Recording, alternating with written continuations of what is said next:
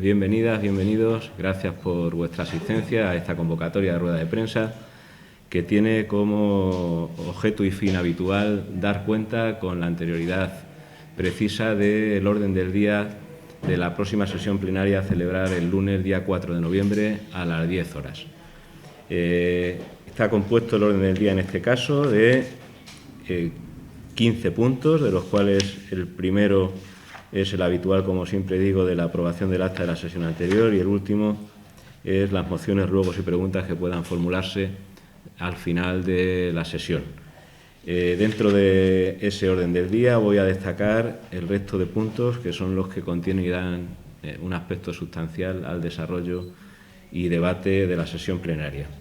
Como número 2 del orden del día aparece una modificación de la relación de puestos de trabajo para el ejercicio 2020, consistente en la creación de 2 puestos de trabajo dentro de la plantilla de personal y la relación de puestos de trabajo de esta Administración local, consistentes en 2 técnicos de grado medio, un técnico superior en informática y otro técnico en la gestión de personal, de cara a potenciar las actividades en cuanto a la administración electrónica, que cada vez tiene una intensidad más clara en las relaciones de los administrados con esta Administración, y en cuanto al técnico de gestión de personal, de cara a la gestión de los recursos humanos y toda la actividad administrativa que conlleva la misma. Con el número 3 del orden del día se aprueba o se pretenderá la aprobación de la relación de puestos de trabajo de personal laboral 2020. Hasta ahora, la relación de puestos de trabajo de esta Administración contemplaba toda la plantilla estructural de los puestos que habitualmente e históricamente vienen ocupados por personal funcionario, y hay una intensidad clara en cuanto a la contratación de personal laboral temporal. Se trata de dotar, a través de este instrumento administrativo, de seguridad jurídica al personal laboral temporal de esta Administración, que suele rondar en torno al 50% de la plantilla y en contrataciones anuales, y a través de este instrumento, como digo, lo que viene es a fijarse tanto las definiciones del puesto de trabajo como los niveles, las retribuciones y las titulaciones necesarias para cada uno de ellos. Es una actuación, la contratación laboral temporal, que se viene haciendo recurrentemente, pero, como digo, dotamos a través de este instrumento de fortaleza la gestión burocrática desde el punto de vista administrativo y económico. Con el número 4 aparece o se somete a aprobación la aprobación inicial de expediente de alteración de la calificación jurídica del camino 9007 del polígono 96 del catastro de Rústica. Es la desafectación del dominio público relativo a un camino público que ha dejado de tener utilidad, que además está dentro del ámbito del sector 36, que comprende el plan especial del aeródromo de Valdepeñas, y ante ya la falta de utilidad como uso público, pues se desafecta, pasa a ser un bien patrimonial, y así facilitará en su caso la gestión en el desarrollo del suelo al que pertenece dentro del sector al que me he referido. Con el número 5 del orden del día es la incautación de la garantía definitiva. Este es un asunto histórico relativo a un contencioso existente entre el Ayuntamiento y la mercantil Asetra Balnearios y Spa Sociedad Limitada, con relación a un proyecto que allá por el año 2006 se iba a ejecutar en la zona del paraje del Peral, que no se llegó a ejecutar por dicha empresa, y que ha generado, como decía, un procedimiento administrativo que se judicializó, que los tribunales declararon la nulidad del procedimiento y la retroacción, y volvemos a comenzar para recabar del Consejo Consultivo de Castilla-La Mancha un informe preceptivo a fin de poder concluir el procedimiento y, en su caso, la incautación de la garantía de 60.000 euros que en su día depositó dicha mercantil, porque entiende este Ayuntamiento que hubo un incumplimiento de las obligaciones asumidas y, por tanto, que tenemos derecho a retener ese importe al que me he referido con anterioridad. Con el número 6 se comprende la aprobación de la relación de bienes a expropiar para la ejecución del plan parcial del sector S22. Para que todo el mundo lo comprenda, se trata del sector que hay en la salida de Ciudad Real a la izquierda, en la rotonda de la circunvalación, en la zona en la que se ubica una actividad mercantil denominada Talleres Astasio. Todo ese suelo, el resto del suelo, más allá de la zona del taller, es de SEPES. Este es un sector que está incluido como suelo residencial dentro del Plan de Ordenación Municipal. SEPES tiene la obligación de desarrollarlo. No haberlo desarrollado durante estos años ha dado lugar a que los propietarios de la zona única parcela que ocupa Talleres Astasio tengan patrimonialmente bloqueada la posibilidad de incluso ampliar su actividad industrial y, obviamente, de acuerdo con la propiedad y, en este caso, al unísono con ellos, lo que el Ayuntamiento hizo es iniciar el expediente urbanístico necesario para requerir a SEPES la intervención que le corresponde en tal desarrollo de suelo. Dentro de esa actividad también se comprende como concepto puro la expropiación de los suelos, del suelo necesario para la ejecución y, en este caso, pues se detalla los bienes a expropiar respecto de la parcela que no es propiedad del propietario mayoritario, valga la redundancia, que es SEPES, que es la familia del taller mecánico que allí hay. Como decía, es una actuación administrativa necesaria y estamos en absoluto acuerdo y en consonancia con la propiedad, quienes conocen perfectamente el desarrollo y además están en negociación abiertas con SEPES para poder transmitirle directamente la propiedad de su suelo. Con el número 7 del orden del día se dará el inicio al expediente de extinción del pósito municipal. El pósito municipal, para una pequeña aclaración, se trata de una especie de órgano administrativo de carácter interno del Ayuntamiento que permitía a determinados agricultores pedir determinados préstamos por unas cantidades ciertamente pequeñas y que ayudaba históricamente pues, a la financiación más inmediata que pudieran precisar. El pósito es un instrumento administrativo que data del año 1906. Con la evolución socioeconómica de las últimas décadas, realmente su uso ha venido ya siendo residual y, obviamente, atendiendo a los principios de eficacia y de eficiencia, esta Administración, este equipo de Gobierno, entiende mucho más eficaz y eficiente la supresión, dado el desuso prácticamente ninguno que tiene dicho instrumento y, por tanto, el remanente de tesorería que existe en el mismo, pasarlo a las arcas públicas, llevando a la desaparición del pósito. Con el número 8 está la aprobación de la adjudicación del servicio de mantenimiento integral, correctivo y evolutivo de la plataforma de administración electrónica. Como sabéis, desde la entrada en vigor, desde la entrada en vigor de la Ley 39/2015, decía al principio, las relaciones entre los administrados y esta Administración deben de ser ya prácticamente en su mayoría de carácter electrónico o a través de medios electrónicos, especialmente ya y en exclusiva cuando se trate de personas jurídicas. En este sentido, el mantenimiento y la evolución del software conlleva que haya una permanente actualización y mantenimiento de todos los servicios electrónicos de esta corporación. Y en este sentido, pues para mantener la plataforma de administración electrónica del Ayuntamiento, se licitó un contrato por importe de 391.500 euros a ejecutarse a lo largo, a mantenerse durante 48 meses, 4 años, a razón de 70.180 euros por año, y ha resultado adjudicataria la Mercantil Numenti Sociedad Limitada.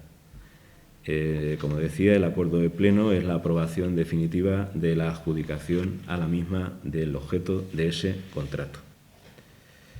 Con el punto número 9 va la aprobación de la adjudicación de la prestación de servicios postales para el Ayuntamiento de Valdepeñas. Este también es un contrato muy importante cuantitativamente,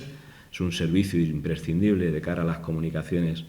que se realizan con los ciudadanos en general. El importe de dicho contrato es de 774.874,82 euros, también por un periodo de 4 años, a razón de 143.144,82 euros por año, y ha resultado adjudicataria la Sociedad Estatal Correos y Telégrafos Sociedad Anónima. Por tanto, se somete a la aprobación del Pleno la adjudicación definitiva de ese contrato. Con el número 10 del orden del día se contiene debate de la modificación del segundo Plan de Igualdad Municipal 2018-2021 y designaciones de representantes municipales en órganos colegiados. La modificación realmente se constriñe, por un lado, a los cambios que ha habido en cuanto al ámbito competencial de distintas concejalías, que conllevaba que se tuviera que adecuar el contenido del plan estructuralmente a las nuevas definiciones de competencias en las concejalías creadas a partir de las últimas elecciones del pasado mes de mayo y a la vez con motivo de la incorporación de nuevos corporativos de otras organizaciones políticas que conllevan también, obviamente, a la actualización de las personas que ocupaban las designaciones anteriores. Con el punto 11 del orden del día es la dación de cuenta, no necesita la aprobación por parte del Pleno, de la información económica, financiera y presupuestaria al 30 de septiembre de 2019. Es un requisito formal que debe darse cuenta al Pleno antes de remitir las mismas al Ministerio de Hacienda y al Tribunal de Cuentas. Con el número 12, también una dación de cuenta, es decir, que nos conlleva acuerdo plenario de las nuevas designaciones de representantes municipales, concretamente en este caso del Grupo Municipal del Partido Popular, en base a los cambios que ha tenido sus componentes en órganos colegiados de esta Administración. Con el punto número 13, a instancia del equipo de Gobierno, se someterá a la aprobación, al debate y aprobación en su caso por la sesión plenaria de una propuesta para el análisis, estudio y en su caso elaboración de una ordenanza fiscal para el establecimiento de tasa por el uso del dominio público local a las plataformas de comercio electrónico. El fundamento de este planteamiento que se realiza desde el equipo de Gobierno creo que es público y notorio la situación que atraviesa el pequeño comercio en ciudades pequeñas y en poblaciones de carácter rural, que se ven sometidas a una competencia claramente imposible de atajar, a pesar de que además se ven soportando los tributos locales propios a tener radicado un comercio abierto en la localidad. Eso hace que con las grandes plataformas de comercio electrónico no pueda competirse en precio, que además esas plataformas no nos generan ninguna riqueza inmediata a las ciudades, sino que tenemos ahora mismo transportes de mercancías que se convierten realmente en comercios andantes, sin que, como repito, esas plataformas de comercio electrónico tributen de ninguna forma en las localidades a las que llegan, a las que hacen llegar las mercancías que son adquiridas por terceros.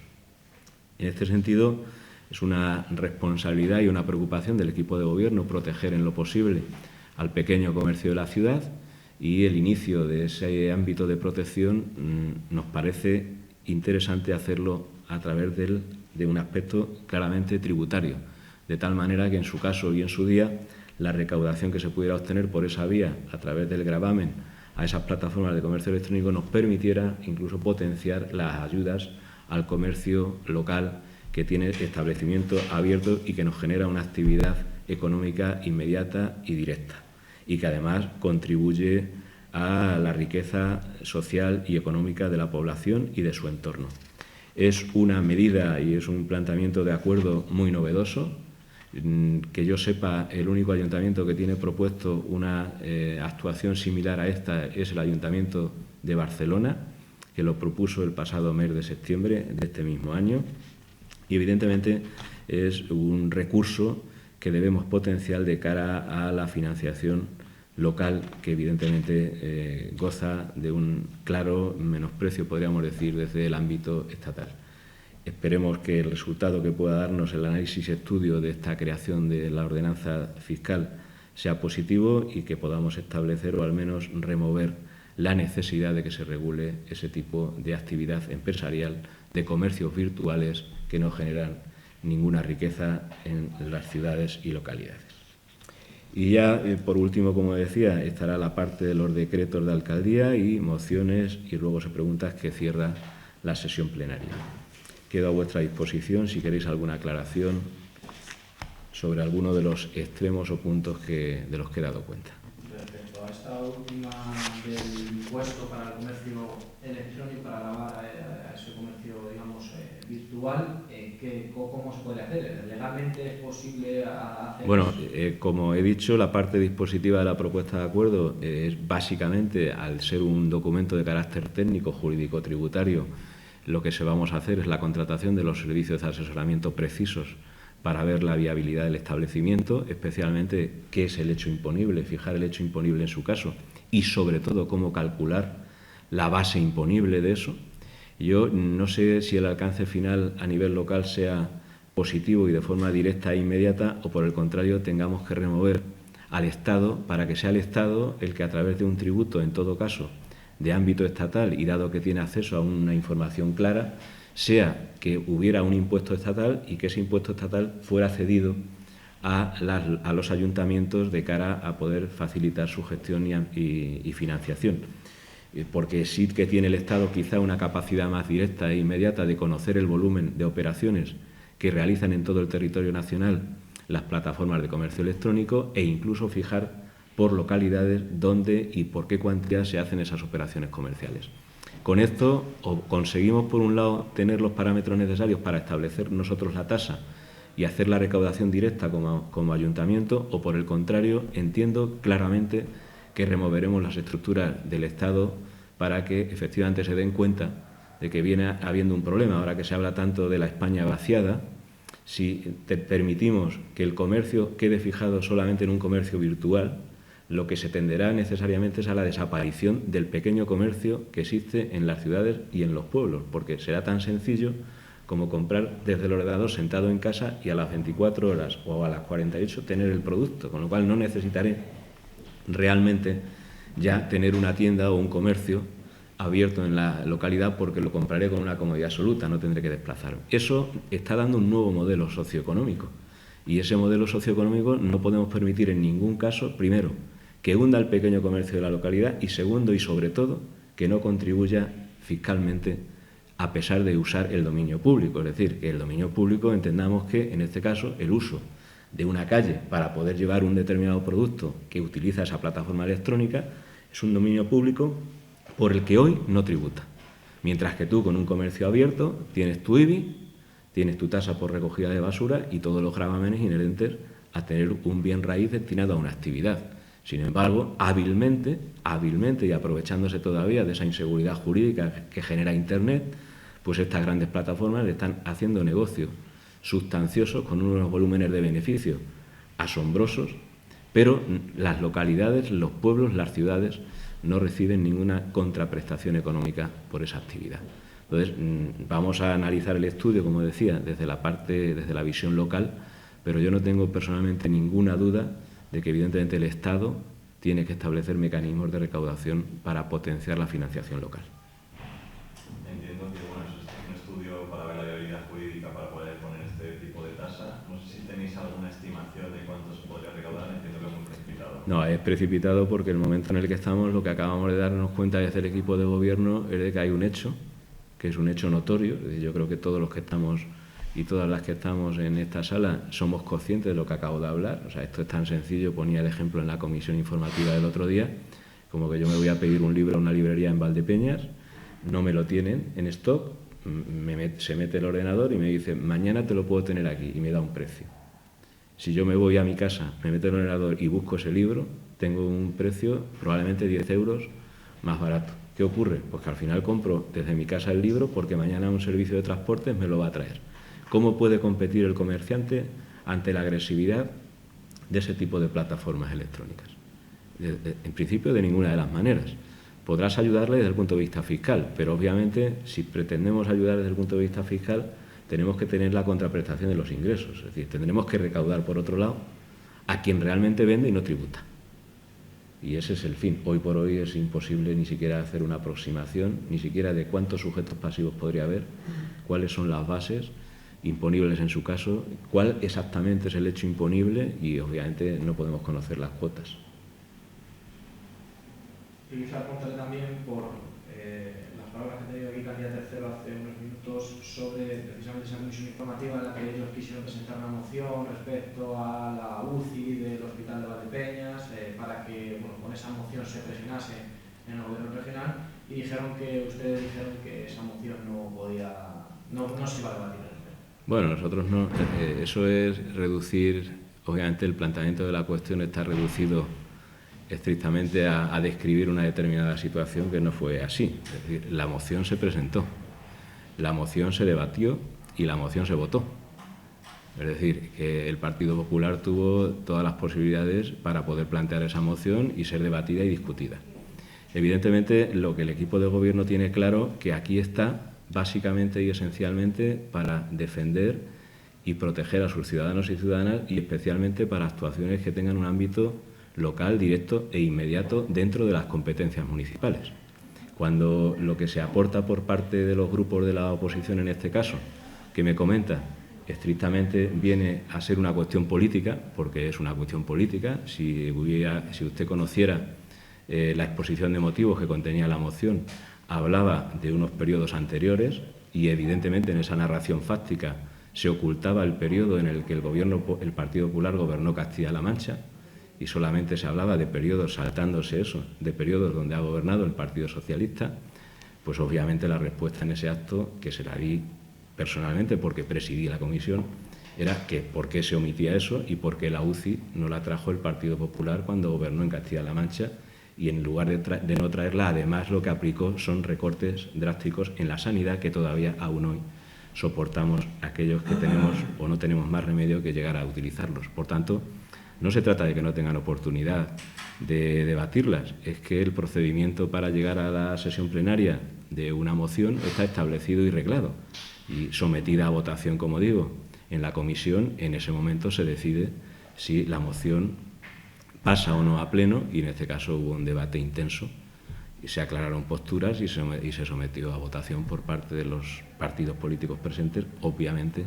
desestimándose porque no hubo mayoría que permitiera que accediera al pleno. Hombre, evidentemente mayoría no iba a haber porque el Partido Socialista, digamos, en este caso, tiene mayoría. Ella lo que dice es que ustedes no miran por los ciudadanos de Valdepeñas, es decir, que no queréis que haya UCI en el hospital de Valdepeñas. Yo, si es así como se lo ha dicho, y ya le digo yo que soy humano, yo personalmente quiero que haya UCI en el hospital de Valdepeñas, pero sobre todo por mí. ¿Me explico? Es decir, es que aquí todos los que estamos y somos miembros del Partido Socialista, concejales y concejalas del Partido Socialista, tenemos salud y nos gusta tenerla protegida. Por tanto, decir y resumir al absurdo de que el Partido Socialista no quiere que haya UCI en Valdepeñas, pues mire usted, es tan absurdo, como digo, el razonamiento, que casi me quedo yo sin capacidad de respuesta. Pero yo sí quiero que haya UCI en Valdepeñas, pero vamos, yo y todos mis compañeros y compañeras.